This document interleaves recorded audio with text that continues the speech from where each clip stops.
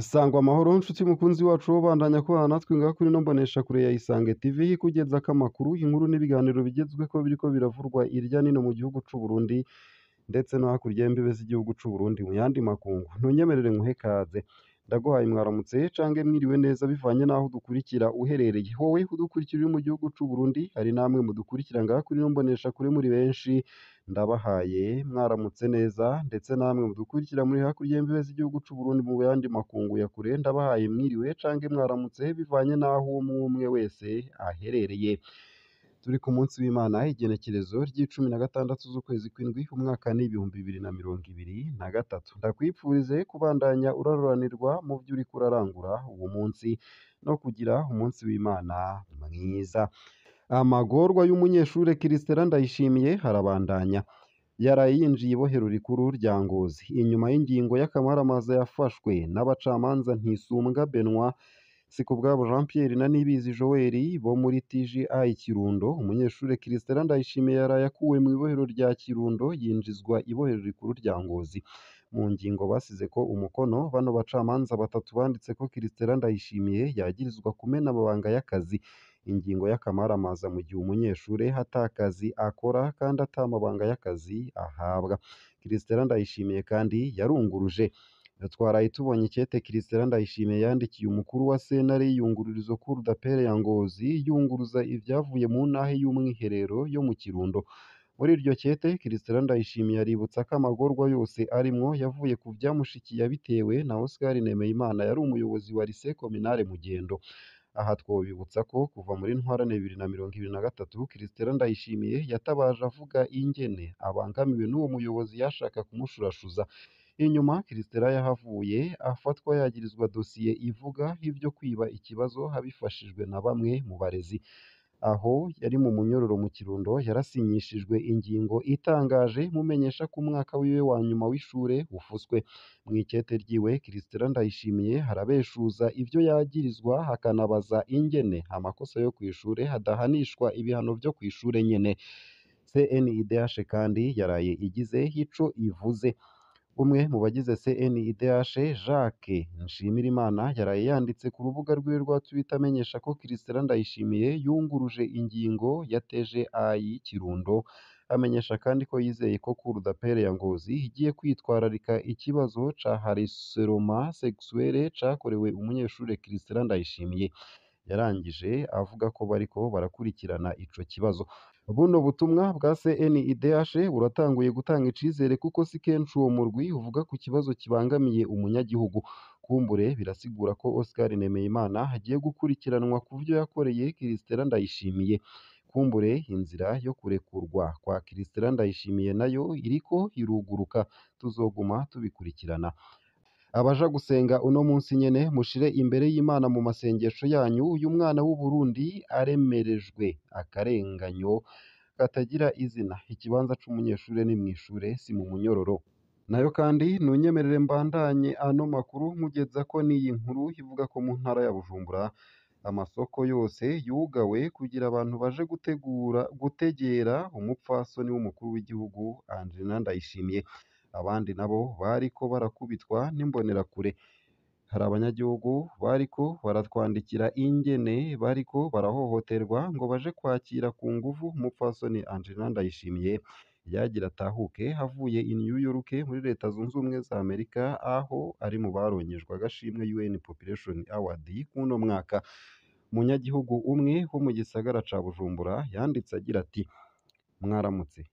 Ico mwomenya nuko guhera mu gatondo ku munsi w'icumi na gatanu z'ukwezi kw'indwi 2023 ata muntu n'umwe yemerewe gukora ikintu na kimwe, ata soko n'imwe yuguruye, ata butike n'imwe yuguruye, ata muntu yemerewe kwicara kw'ibarabara. Abapolisi baca babakuraho ngo baje gutegera umupfasoni w'umukuru w'igihugu. Aha rero ubuzima bw'abenegihugu bwahagaze.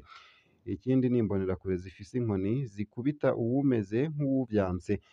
Uwundi munyagihugu yanditse isaha 4:30 agira ati: amahoro. Iyi saha tuvugana amasoko yose arugaye ngo yugurura isaha 7 tuvuye gutegera Angelina Ndayishimiye. Amasoko yose ari Bujumbura batwirukanye ngo tuje kumutegera. ni ukuvuga ko ngo aza kugururwa isaha indwi inyuma y'ibirori. Twebwe tubona ko bariko baraduhohotera. Ni vyiza ko umupfasoni w'umukuru w'igihugu aronka udushimwe, ariko ntibisigura ko duca duhagarika ubuzi ngo tugiye kumutegera no kumukomera amashi. Ntibisigura ko rero dutegerezwa kwerekana ko tunezerewe ku nguvu. Bari kureka abavyifuza bakajayo, abakeneye kwikorera bagakora. Womenya neza ko ubu butumwa mbusomye neza na neza nk'uko bwanditse ku rubuga Ijisho ry'Umunyagihugu rutanga ubutumwa bw'abanyagihugu uko babutanze nyene. Uwufise iciyumviro kidasa n'ikivuzwe nawe nyene turamwakira akabeshuza. Uru rubuga ni akaryo gahawe abanyagihugu bumva badafise aho bavugira. Nayo mu gusozera ano makuru nunyemerere ngugeze ko iyi nkuru ivuga ko imbuye hari umutamba batazira mfatukuguru yakira ku munsi abantu 100 baje kwikuza amenyo, akaba bimazemo imyaka 49. Karori Nkurikiye bamutazira mfatukuguru ngo kubera iyo ariko aragukura iryinyo akubwira ngo mfatukuguru. Ni umutama w'imyaka 66 wo muri komine Mbuye mu ntara ya Muramvya rurangiranwa mu gushikura amenyo, ngo kubera uburambe afise muri uwo mwuga amazemwo imyaka 49, iyo agukuye iryinyo ngo upfa kurenga irembo akagori uragateteza. Ku munsi yakira abantu barenga 100, ngo abo atabara si abarundi gusa, uri abatanzaniya, uri abakenya, gushika ku bazambiya, uciye ku bakongomani ntawe utamwitura. Iryinyo arikura ku buntu kuko ngo ni intumwa y'Imana yarungitswe gukura amenyo abantu. Uwuje kwikura amenyo amuha 200 mu mafaranga y'amarundi, nayo nyene si agahembo ahubwo nayo kugura inkwi zo guteka ivyuma. N'uwushatse kumuha ayarenga ngo aca yamusubiza kuko Imana yantumye kurondera amahoro ntiyantumye amahera. Uwo mutama yivugira ko hataryinyo ririgera rimunanira, ngo nirishatse kumugora Imana ica ifata ipensi ikaryikurira, kuko ngo uwo mwuga barawusangiye n'Imana. Nk'uko bishingwa inahe n'ikibano, mfatukuguru ngo bamufata nka kibirengeye, bakaba bagira bati hoboneka 5 bitanga batarondera amaronko nk'uwo mutama, ikomine yacu Mbuye yohinduka iparadizo. Mfatukuguru yarigeze no kubifungirwa kuko yanse kuja gukorera ku bitaro, mu nyuma intwaro yo hagati iravamo iramurekurira kuko yasanze afatiye runini ikibano ciwe. Ico bikoze haritwararika cane isuku ry'ivyuma akoresha. Ipensi akoresha mu gukwega amenyo aziraza mu mbabura mu mazi abira, ahejeje gukura iryinyo agakaraba neza. Ivyo bikoresho afise biheze navyo kubera kubikoresha ku bantu haca abanza guhagarika gukura amenyo akabiteka kugira bikuremwo mikorobe zose. Ese hari umuntu mufise nk'uwo muri komine yanyu? Tubwire, mugire n'akajambo mushikiriza. Nayo mu gusozera kandi womenya ko abashingamateka batowe i Ngozi bifadikanije n'abenegihugu mu rwubako rw'ingoro y'umukuru w'umutumba iriko yubakwa. Abashingamateka hamwe n'abakenguzamateka batowe muri komine ya Ngonzi kuri uwa 14 Mukakaro 2023 bifadikanije n'abanyagihugu mu bikorwa byo kubaka ibiro vy'umukuru w'umutumba.